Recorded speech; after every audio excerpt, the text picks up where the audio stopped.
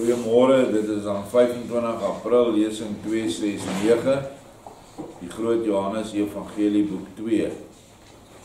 Nou is amper weer 'n vol saaltjie. Weet nie, waar was julle gister? Ek het regtig gedink jy wegraak om net plaas gevind. Ja. Maar welkom almal vanmôre. Ons gaan aan met ons verhaal. Joshua is nou af van die berg af waar ons nou baie lank by stil gestaan het en pragtige lering gekry het. Nou kom hy na Genesaret en dan is hier 'n verhaal wat afspeel in die herberg of in die gastehuis van Ebal, wat net so mooi is. Goed, ons lees dan 1:5-4. By ons aankoms in die huis van Ebal, kom die knegte en dienaars van die huis ons tegemoet en sê dat daar in die herberg ongeveer 100 siekes aangekom het en dat die meester en verlosser Joshua van Nasaret gevra het. Joshua sê aan die knegte, gaan en sê aan hulle, dat hulle nou sonder om met die Sabbat rekening te hou, rustig en opgewek huis toe kan gaan, want hulle geloof in die krag van my woord het hulle gehelp. Let wel, hulle geloof in die krag van my woord is 'n bietjie verskillend as die geloof in hom. Ja. Want hulle het die krag van sy woord gesien deur die ander siekes wat genees is. Hierdie mense wat nou hier kom het van ander dorpies afgekom. Ons sal nou lees wat die verskil is. Met die berig gaan die knegte na die siekes in die herberg en was baie verbaas dat hulle geen siekes meer kon vind nie. Want almal wat siek was, het in een en dieselfde oomblik gesond geword. Sowel Judeërs as heidene. Toe die knegte na hulle toe gaan, hoor hulle niks anders as lofsange oor die nuwe liggaamlike gesondheid nie, en dat die geneesde mense my wou sien. Liggaamlike gesondheid staan weer hier uit. Daar is nie enige geestelike gesondheid gewees nie, ons sal verder lees hoekom nie. Maar die knegte sê, ons is nie bevoeg om dit toe te staan nie, maar ons sal 'n bode stuur. As hy dit goed vind, kan julle hom sien en praat. Staan hy dit egter nie toe nie, dan moet julle sy advies volg en heel rustig en welgemoed hiervandaan gaan. Want hy is nie altyd in die stemming om besoek te ontvang nie, en nog minder om gesprekke te voer. Met die verhaal kom het knegt na my toe en vra my mening. Maar ek sê, ek het julle tog gesê dat hulle almal rustig en welgemoed huis toe moet gaan. Laat dit dan so wees. Wat hulle soek, het hulle gekry, en vir iets hoërs het hulle geen gevoel, en ook onvoldoende verstand. Laat hulle daarom huis toe gaan. So dis 'n spesifieke tipe mens, wat nou vir genesing gekom het, wat verstandelik nie daartoe in staat is nie. En hulle het genesing gesoek, en hulle het dit gekry. Met hierdie antwoord keer die bode weer terug en bring dit aan die geneesde mense oor. Maar hulle sê, as mens aan iemand eer en lof wil gee, moet mens dit nie vooruit vir hom vra nie. Mens moet daarheen gaan en hom na waarheid en welvoeglikheid, lof en dank wat hom toekom bring. Dan kan mens met 'n goeie gewete vertrek. Laat ons daarom maar spoedig gaan, dan sal hy ons, omdat ons met die beste bedoelinge ter wêreld na hom toe gaan, nie toegang weier nie. Dit gesê gaan almal nou in die huis waar ek is. Hulle klop aan die deur van ons groot eetkamer, maar niemand sê kom binne nie.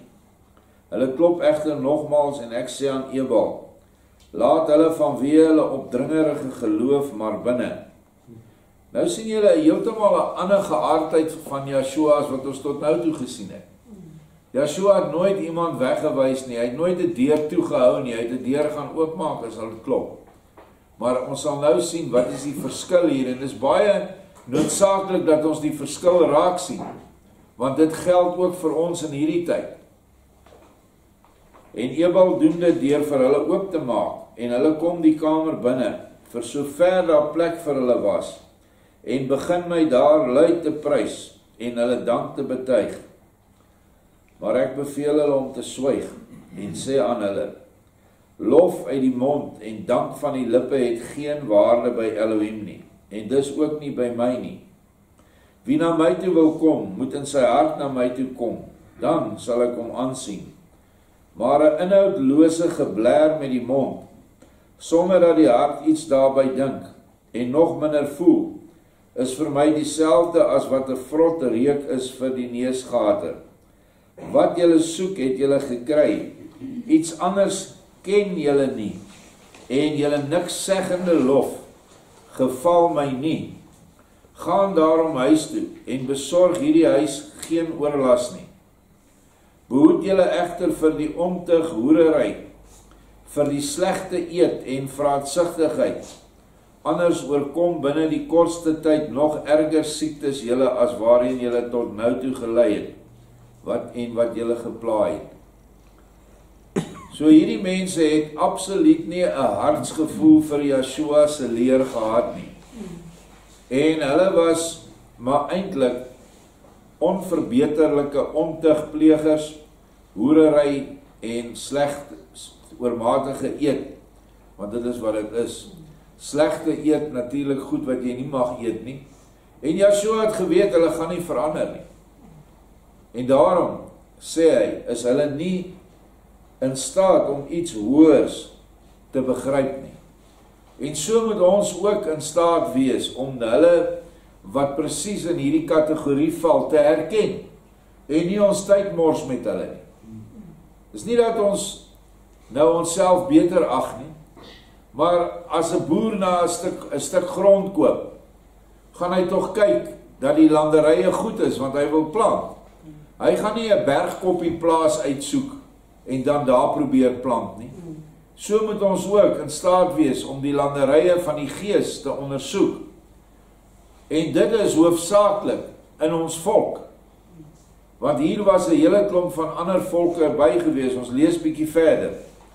Hierdie woorde tref die geneesde mense in die hart en hulle vra hulle self af hoe ek dit kon weet dat hulle siekte meerendeels aan hulle wellustigheid te danke het. Hulle word bang vir my, omdat hulle begin het om te dink, hy kan nog meer van ons handelinge wat nie so baie lofwaardig is nie, aan die lig bring. Daarom gaan ons maar. Daarop verlaat hulle die kamer en gaan terug na waar hulle vandaan gekom het. So in steede van 'n baie nederige val op hulle knieë en 'n bekering, sê hulle, hierdie man weet alles wat ons doen. Ons moet wegkom hier. Want hy kan dalk nog meer van ons dinge vertel. Dit val die hoofman op en hy vra my, hoe is dit dat hulle nou so skielik verdwyn het? Nouweliks bring hy hulle sonde ter sprake en hulle word asof met geweld by die deur uitgedryf. Yeshua sê, dit is nou egte hoere helde. Hulle bedryf alle soort omtug. En egbreek gaan het by hulle al 'n heeltemal gewone saak geword. Die vroue is by hulle vir elkeen. En om 'n maagd te verkrag is by hulle net 'n tydverdryf. Onder hulle is egter ook skenders van seuns. En die wat met maagde hulle liste op 'n onnatuurlike sodomitiese wyse laat seevier, omdat hulle self so wil vrywaar van kwaai besmettings, maar waardeur hulle nog baie ander erger siektes opdoen. Daarom het ek hierdie mense so hard ontvang en ook weer weggestuur, want slegs 'n harde woord kan hulle nog enigsins verbeter. Dink net in vandag se tyd, hoeveel mense val in hierdie kategorie. Hele volkere en nasies val in hierdie kategorie. Hierdie ding dat maagde gesodomiseer word, is 'n absolute beginsel by die swartes in ons land. Veral in Zimbabwe is die arme kindertjies, swart kindertjies, en ek kry hulle net so jammer, want hulle het nie gevra om daar te wees nie, word gesodomiseer en verkrag, want dit genees AIDS.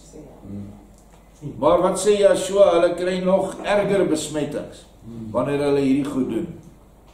Hierdie seunskendery gaan al vir eeue, duisende jare aan in die Rooms-Katholieke Kerk. Dit gaan al vir duisende jare aan in die absolute elite, in die leiers in die wêreld, die wêreldmag, die wat vandag oor ons aangestel is. Hulle het organisasies wat kinders vang en wat kinders in ondergrondse tonnels en geboue en goed wat ons nie van 'n idee het nie, word hulle verkrag, word hulle mee ander goed gedoen, hulle word geslag, nie net vir hulle organe nie, maar vir hulle bloed, wat hulle weer drink, want hulle glo daai bloed verjong hulle. Hulle noem dit adrenokroom, wanneer 'n kind geslag word in die grootste vrees. En hierdie goed het aangegaan in die tempelse tyd toe Yeshua daar was, want in een van die Johannes evangelies verduidelik hy ons dat hulle die Samaritane se kinders gevang het, hulle onderste bo gehang het en ontsettende vrees ingejaag het, dan hulle kele afgesny het en die bloed in bakke opgevang het, dit gedroog het en dit gebruik het as 'n vrugbaarheidskultuur. So hierdie goed gaan nie van vandag af aan nie, dis alles satanies geïnspireer.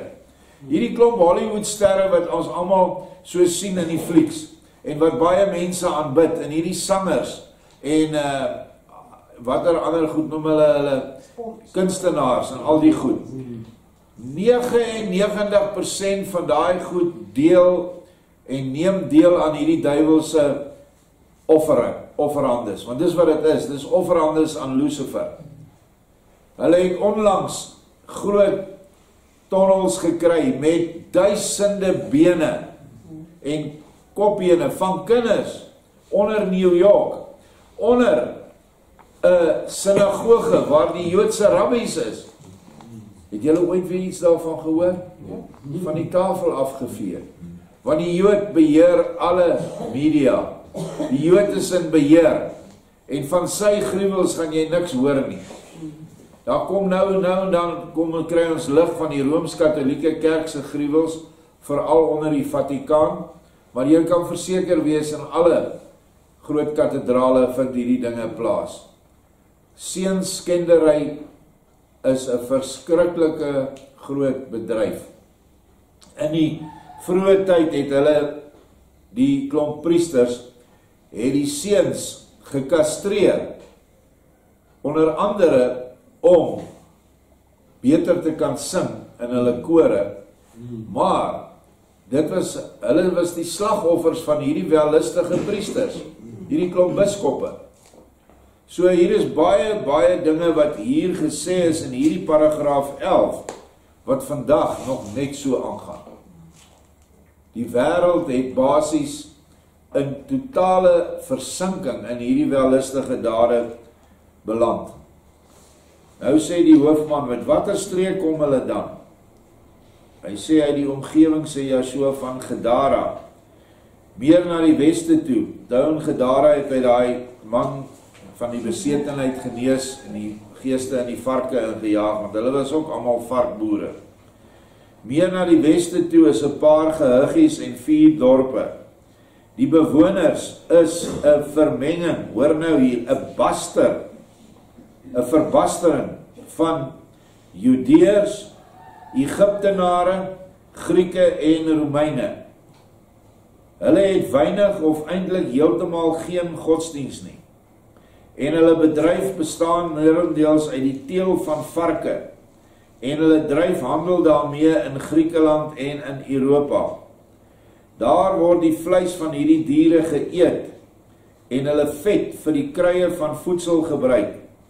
Deur hulle bedryf is daar dus al baie vuil mense, maar hulle uiterlike onsuiverheid sou tog geen sonde gewees het, as hulle in hulle doen en late self nie baie erger was as al hulle varke nie. Hulle gedrag plaas hulle baie laer as die varke, en dit sal moeilik wees om hulle te verbeter. Daar kry jy dit, hulle is wat jy kan noem superbasters. En die oomblik wanneer verbastering plaasvind, het sy dit van die wit man na die ander lae rasse toe is, het sy dit van die suiwer swarte na ander rasse toe is ontoelaatbaar, want daar vind 'n verandering in die DNA plaas, ten kwade en nie ten goede nie. En dan word hierdie mense soos hierdie varkboere. Nou in die paragraaf voor het hulle hom nou hier vir paragraaf 8 het hulle hom toe hulle in die huis inkom. Groot lofliedere en sekere hande geklap en al die goed. En onmiddellik toe ek dit lees, toe dink ek aan hoe die neger in Amerika vir Yeshua aanbid. Het julle dit al gesien? Daai groot negerkerke. Dis nie baie anders as ons groot karismatiese kerke nie. Dit is 'n sinnelose en 'n inhoudlose gebler met 'n klomp instrumente wat dit met groot luidsprekers nog harder maak. Maar die harte, kan jy sien, is nie by hom nie. En dis hoekom Yeshua teen hulle gepraat het. En hierdie varkboere, gaan ek nou 'n baie skrikwekkende ding sê. Maar ek sê vir julle, elke basterkerk vandag is niks anders as 'n geestelike varkboerdery. Want hulle roem hulle daarin om die orde van Vader te verontagsaam. En uit verbastering kom homoseksualiteit ook uit. En vandag het die basterkerke van 40 jaar terug het nou nie meer 'n probleem met homoseksualiteit nie. En ook nie 'n probleem met seunskending nie. Want ek gaan julle nou 'n ding sê, en ek het baie oor dit opgelees. Alle homos verkrag seuns. Jy kan nie 'n jong seun by 'n homo toelaat nie. Nou wat van as die homo predikant die seuns op 'n naweek vat? Wat noem hulle dit? 'n veldskool? 'n kamp. Jy weet nie wat daar aangaan nie. En wees verseker, die homo dominee gaan duidelik vir die seentjies sê om nie daaroor te praat nie, want dan gaan God hulle in die hel ingooi. Want dis wat hulle het daai wapen. Jou siel vir die hel gee, of nie, as jy nie doen wat hulle sê nie. So, hierdie verhaal is baie, baie meer realisties in ons tyd. En dit kom neer ook op die verhaal van die Kanaanitiese vrou, wat die mense nie verstaan nie. Wat in die Bybel is, maar ek wil dit hier bybring, want dit loop saam met hierdie verhaal. Yeshua en sy apostels stap, en daar begin 'n vrou agter hulle aanroep, en sy begin naderhand skree, en Yeshua loop net aan, en die apostels sê vir hom, meester, hier is 'n vrou wat baie dringend na jou roep. Hy sê vir hulle, los haar, want ek is slegs gestuur na die verlore skape van die huis van Israel. Dink is Matteus 15 vers 24. Maar die mense lees nie verder nie. En uiteindelik draai Yeshua om, en hy stap na die vrou toe. En hy sê, wat is jou probleem? Sy sê, my kind is van die duiwel besete. Ek wil hê jy moet hom gesond maak. En hy sê vir haar, weet jy nie dat die brood van die kinders kan nie vir die honde gegee word nie? Hoekom sê hy dit? Dit staan in ons boek Versag, in die 33 Bybel. Hondjies. Hy moet nie brood vir die hondjies gee nie, maar dis nie wat daar staan nie, daar staan honde. Nou, in daai tyd was die Kanaaniete, wat basters was, hierdie vrou was 'n halwe Griek, half Judea, was basters genoem honde. Die Kanaaniete het bekend gestaan by die Judeërs as honde. En dis wat hy sê, moenie die brood van die kinders vir die honde gee nie. Maar hierdie vrou was nie sommer net so plat in haar kop nie. Sy sê, maar meester, kan die honde dan nie die krummels eet wat van die tafels afval nie? En Yeshua sê vir haar, jy is, kan nou nie presiese woorde sê nie, maar jy is baie wys, laat dit wees soos wat jy dit wil hê. Wat wil jy gehad het? Jou kind moet gesond word. So nou kan ons uit daai verhaal, genesing is deel van die krummels, wat van die baas se tafel afval, wat Yeshua ook vir hierdie mense gegee het, en gesê, laat dit wees soos wat julle wil. Julle wil liggaamlik gesond word, maar julle wil nie geestelik gesond word nie. Julle wil voortgaan met julle hoerery en alles, pas op dat julle nie nog sieker word nie. Dit was die harde woorde wat hy vir hulle gespreek het. En die vrou het gegaan en die kind was, die Kanaanitiese vrou se kind was vanaf daardie oomblik genees. Maar hier is 'n baie dieper betekenis aan die Kanaanitiese vrou en ook aan hierdie verhaal. En dit is dat die brood, die woord, al die wonderlike dinge van die skrif is vir die verlore skape van die huis van Israel gegee. Net soos wat Joshua gesê het, nie wat ek sê nie. Maar die ander nasies kan van die krummels kry, naamlik die goedhede, want hulle het nie die verstand van die hart om die ander dieper dinge te verstaan nie. Hoekom sê ek dit? Eenvoudig. Gaan kyk na alle basternasies deur die bank in hierdie wêreld, of dit in Suid-Amerika is, en ek was daar in 4 of 5 lande. Hulle is almal Rooms-Katolieke, maar hulle is almal beeldaanbidders. Hulle aanbid net die beelde, veral Maria. Gaan na China toe, gaan na Indië toe, almal aanbid of 'n Boeddha, of 'n Krishna, of 'n ek weet nie met al hulle afgode nie. Gaan na die Midde-Ooste toe, alle Arabiere is afgode dienaars. Hulle aanbid by Mekka. Wat is by Mekka? Daar is 'n klip binne in daai gebou waar hulle so ommaal. Miljoene van hulle in 'n jaar gaan soontoe. Hoe lyk daai klip? Die klip lyk soos 'n vrou se vagina.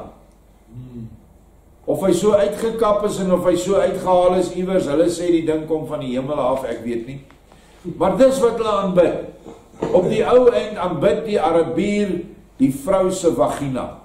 En sy hele lewens wys dit. Want hulle het harms en harmsvroue. Buiten al die vroue het hulle 'n geweldige handel in jong meisies, veral blanke meisies, wat in hulle kastele versteek word en hulle verkrag hulle dag in en dag uit. So by 'n Arabier tel net 2 goed, is seks en geweld. Verder kan hulle nie genoeg skiet en te kere gaan nie. Dit is die baster se aard. Kan nie anders nie. Nou met so geaardheid kan hy nie oop wees vir dieper dinge nie. Hy kan nie die dieper geestelike waarde besef van Joshua, Vader wat een is, en Joshua wat sy bloed vir ons gestort het en wat vir ons verlossing bring nie. Hy kan dit nie sien nie. Want alle beeldaanbidding spruit voort uit eie liefde uit. Hoe vertel jy dit vir 'n Boeddhis wat in sy streng geloof van geboorte af is hy daarin opgelei om hierdie geweldige opofferings te doen en vir ure en ure te sit en te mediteer en al daai goed. Hy dink hy's met die beste ding in die wêreld besig. Nou dis vir hulle wat nie die verstand het om vir Joshua te erken en 'n God in die hemel te erken wat alles geskaap het wat hulle aanbid. Of dit nou 'n klip is wat lyk soos hy lyk, en of dit 'n beeld van Boeddha is wat daar op die kas staan. Alles is werke van die skepping. Nie wat Vader als gemaak het nie, Satan het baie van hulle gemaak. En dis hoe hulle die mense vashou. Nou, kom ek veronderstel, ek kom vanoggend hier na julle toe. En ek doen 'n simpel ding. Ek kom sit 'n beeld van Joshua hier neer. Ek sê, hier's Joshua, julle moet almal bid, julle fokus moet julle na hierdie beeld toe sit. Hoeveel van julle gaan opstaan en uitloop? Ek dink almal. Absoluut. Want 'n Adamiet, wat die goddelike genelyn deelagtig is, en wat Vader se gees in hom het, kan nie oortuig word om 'n beeld te aanbid nie. Of dit op Mekka is, of dit in Suid-Amerika is, en of dit in China is. Jy sal dit nie doen nie, man. Jy sal vir hom sê, man, vlieg weg. Wil niks met jou te doen hê nie. Wat jy weet in jou hart, dis iets wat daar is, wat in jou ingeplant is by geboorte. Dit was dalk baie lank dormant, maar jy gaan nie 'n wit man oortuig om 'n beeld te aanbid nie. Ek praat van 'n suiwer wit man wat geestelik ingestel is nie. En dit is die verskil.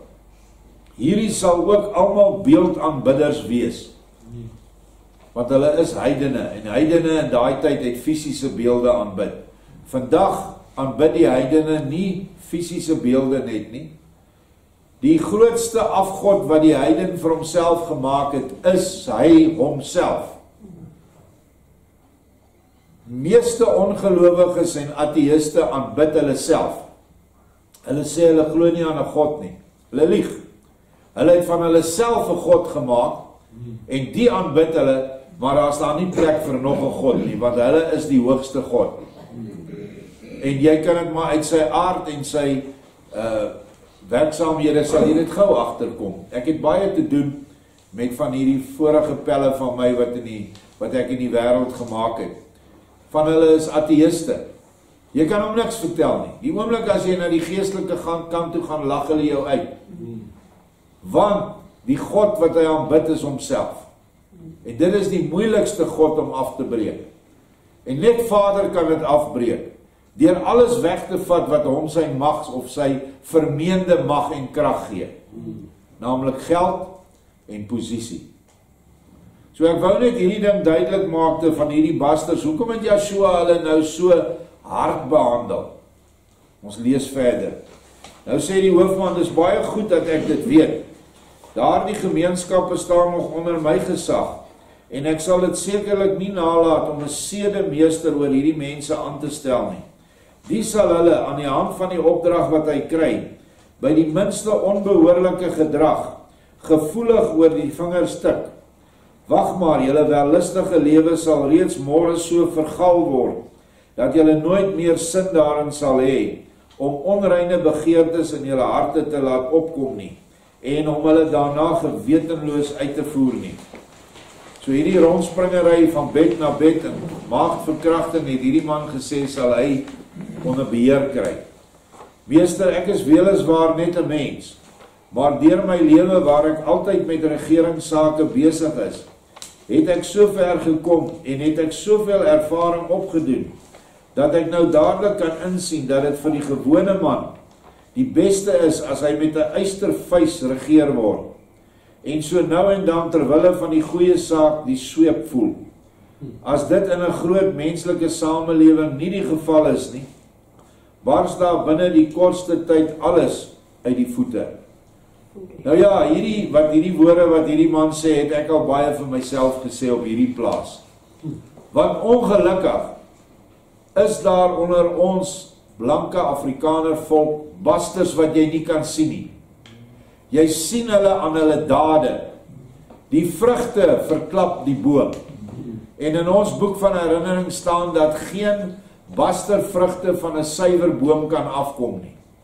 En wanneer jy bastervrugte sien, moet jy weet dis 'n basterboom. Iewers is daar 'n kraak. Veral in die gees, maar ook heel moontlik in die vlees. En ek voel partykeer so, dat ek die sweep wil trek op party van hierdie wellustige manne wat hier op die plaas is, en wellustige vroue. Maar dan weet ek, eintlik wie jy moet onder die sweep sit, is hulle ouers. Want hulle is maar net 'n produk van hulle ouers, en van hulle opvoeding. Maar ek voel ook so, kom ons kyk wat sê Joshua. Hy sê, ja, jy het gelyk, maar slegs in die gemeenskap wat ek jou aangewys het, net in hierdie plek. As jy egter oral dit wat jy voorgestel het toepas, dan sal jy meer beskadig as help. Die medisyne moet hom steeds by die siekte aanpas, en nie omgekeerd nie.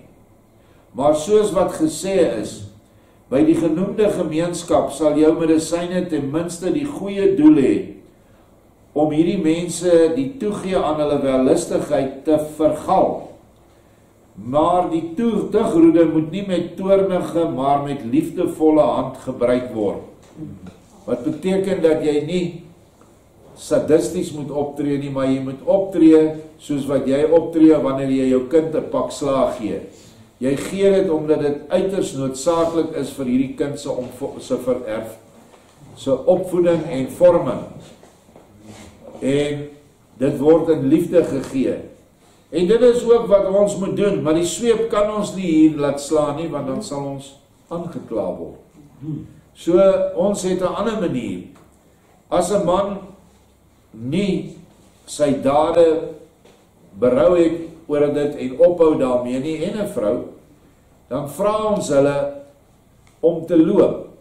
En ons sê daar buite hierdie drade, kan jy leef soos wat hierdie wellustiges nou in hierdie dorpie geleef het, soos hierdie varkboere. Gaan dan na die varke toe, sodat jy lekker kan saamspeel in hulle modder. En dan gaan hulle soontoe. En dank Vader, daar buite is baie swepe. Elke swarte op die straat kan nie wag om sy hande op 'n wit man te kry nie.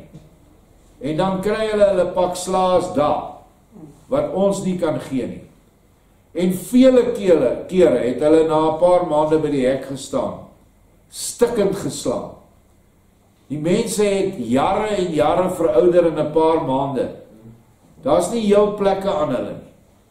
Asseblief, kan ons terugkom. Ons sien nou dat daar buite is nie die wêreld waar ons in wil wees nie. Nou ja, as jy ware berou sien, moet jy 'n persoon vergewe, 7x70. En so dit doen ons. Maar daar's weer 'n belangrike voorwaarde. Is die berou oor die oorsaak van sy dade, of is die berou oor die gevolge van sy dade? Wat is die oorsaak van sy dade? In hierdie geval wat ons nou hier lees en ook wat ons hier ervaar, is wellustigheid. Die gevolge van sy dade is, hy slaap nou al vir maande op die straat. Hy word geslaan, hy word beroof. As hy berou het oor die gevolge, is dit nie ware berou nie. Dit is nou maar net, dit is nie lekker nie en nou wil ek weer lekker kry. Soos wat ons baie mense van die straat kry, wat dink dat hierdie plek is 'n voerkraal.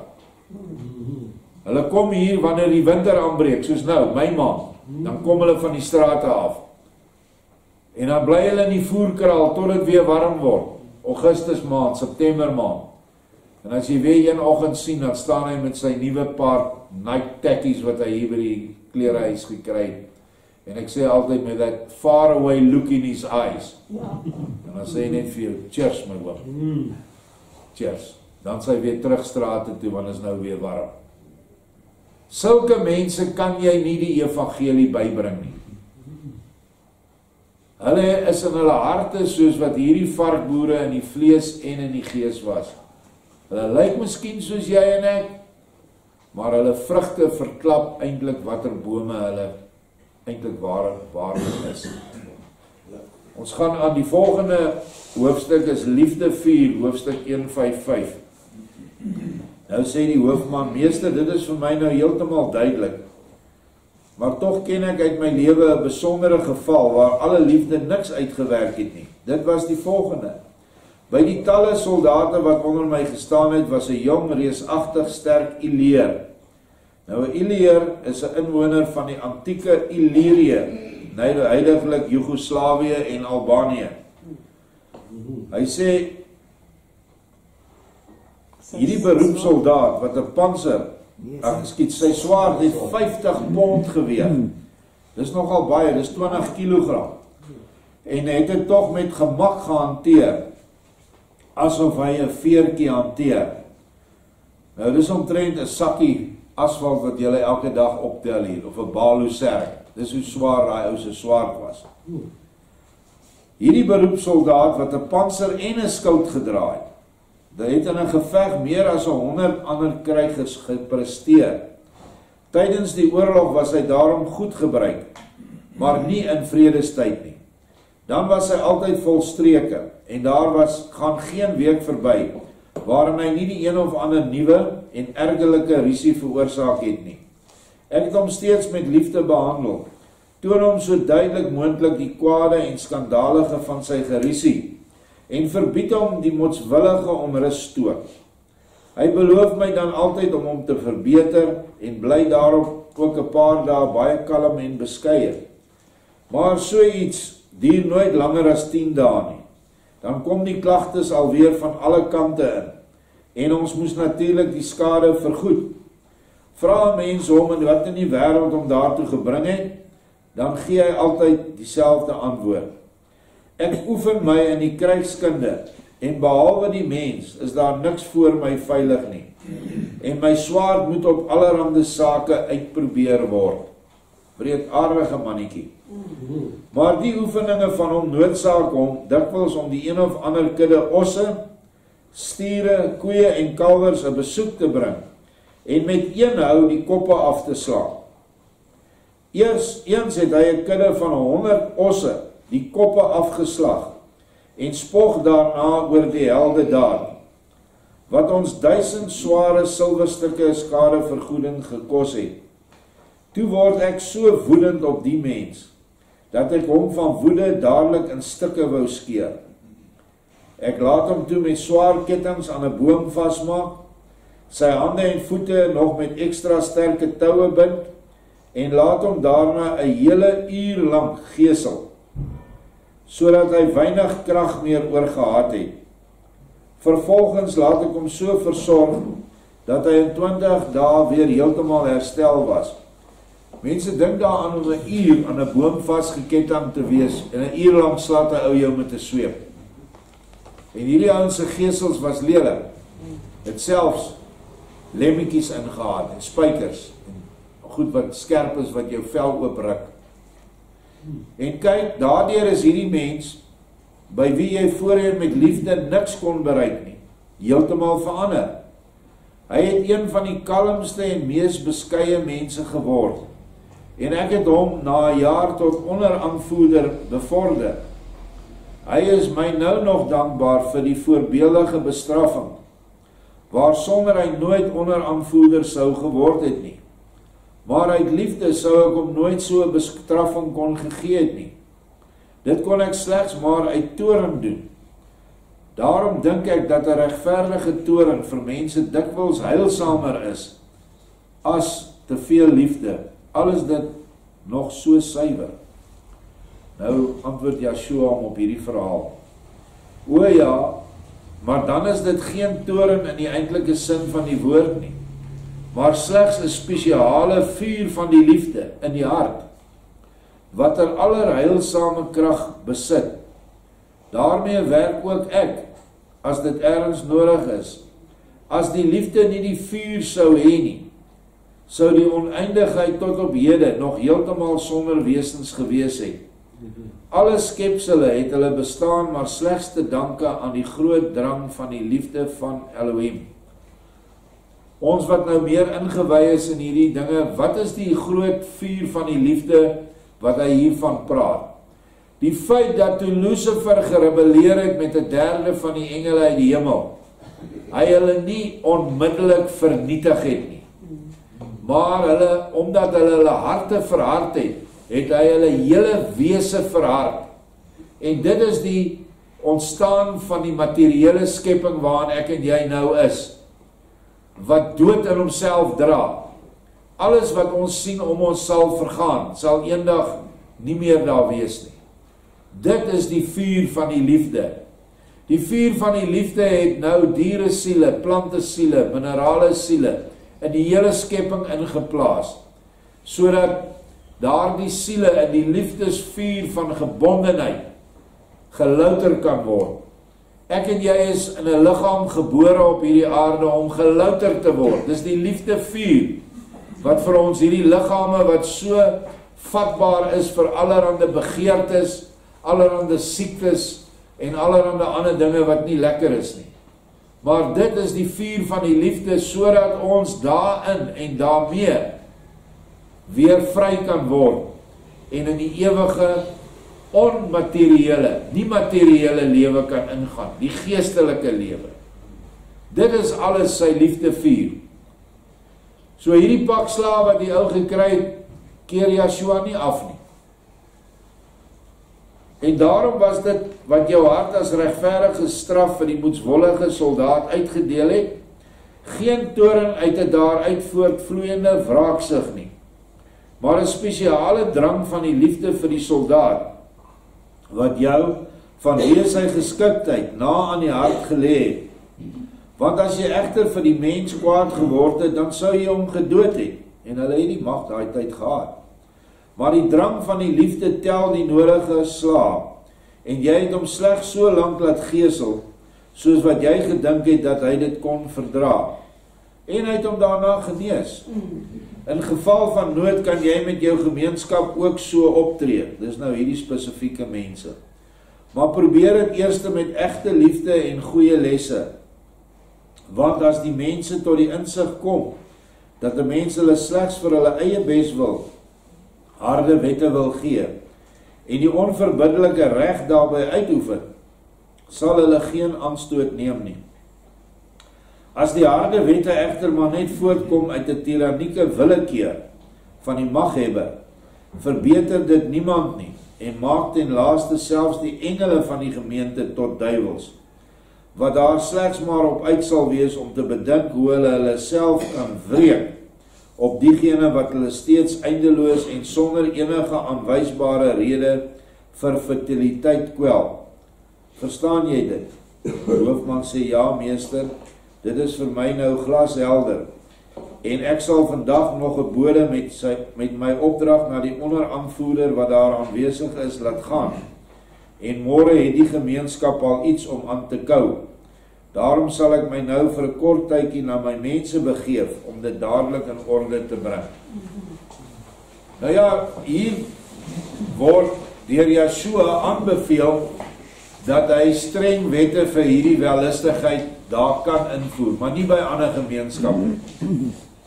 Soos vir hierdie seunskending, maagde wat verkragt word, al daai goed sou nou deur hierdie Julius Hoofman sou nou vasgevat word. En as hy gevang word, sou hy in 'n hof kom, geoordeel word en of pak slaag kry of tronkstraf of selfs die dood. Ek weet nie wat hy gedoen het.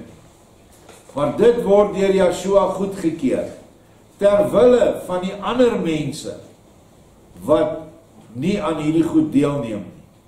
En dit is hoekom daar op hierdie plaas streng reëls moet wees. Nie vir jou en my wat waarlik opgevoed is nie, ons het dit nie nodig nie. Jy hoef vir die meeste van die mense nie te sê, moenie by jong dogtertjies kom in die aand na donker in hulle kamers nie, of hulle by jou in die kamers te hê nie. 'n Ordentlike mens weet, hierdie kind van hierdie ouers mag nie alleen by my wees nie, en jy sal nie in so 'n situasie beland nie. Maar vir die verdomde pedofiel moet jy sulke wette uitvoer. Jy moet jy wette hê, en as hy dit oortree, dan moet hy van ontslae geraak word, voordat hy ernstige skade bring.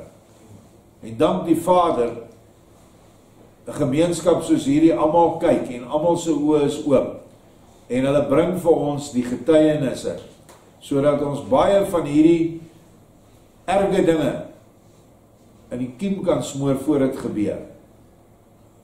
En ek praat nou spesifiek van 'n walglike sonde wat op hierdie aarde is, en dit is pedofiele of pedofilie en bloedskande. Dit is ongelukkig algemeen in ons volk. Dit word net nie altyd oor gepraat nie. Maar dit is dinge waar jy die ou bitter graag aan 'n boom wil vasmaak en gesel, maar jy kan nie. So al wat ons nou kan doen is Matteus 18 vers 15 sê vir ons, gaan na hom toe, praat met hom. As hy nie luister nie, vat 'n getuie saam, gaan praat met hom. As hy dan nog nie luister nie, bring hom voor die gemeente of die bestuur en dryf hom uit die gemeente of uit die gemeenskap uit. Dit is Yeshua se opdrag in Matteus 18 vers 15. En dit is wat ons doen, want ons kan niks meer doen. Jy moet jou gemeente skoon hou van sulke gruwelsondes. Baie dankie.